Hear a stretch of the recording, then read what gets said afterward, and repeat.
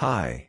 Today I would like to explain the two functions, process, and physics process.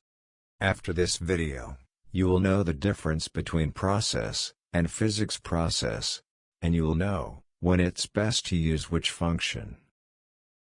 Let's start with the process function. The process function strives to do its job as quickly as possible. What is such behavior useful for? For example, to generate a level, to store data, etc. It's not designed to perform smooth operations. For example, the movements of a character. Because the process function is designed in such a way as to be very fast.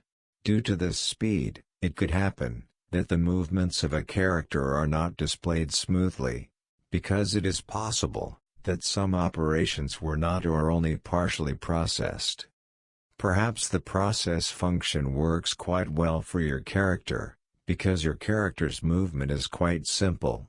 But, as soon as you start to add more logic to the process function, such as switching from walking to running, or jumping, or running, jumping and shooting at the same time, or crouching, or running and crouching, or run, jump and roll, or dodge and shoot, etc., as you can see, the more complex processes or logic you use for your character, the less accurate the process function would handle it all.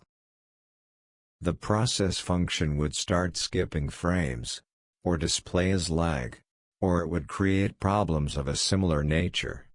The underlying reason is because the process function was not given enough time to accomplish this type of task. This is exactly why we have the physics process function. It is perfect for such complex processes. So if you want to do something that is precisely timed, from frame to frame, like character movements, for example, or some kind of display, a timer or something like that. So, something that is exactly on time.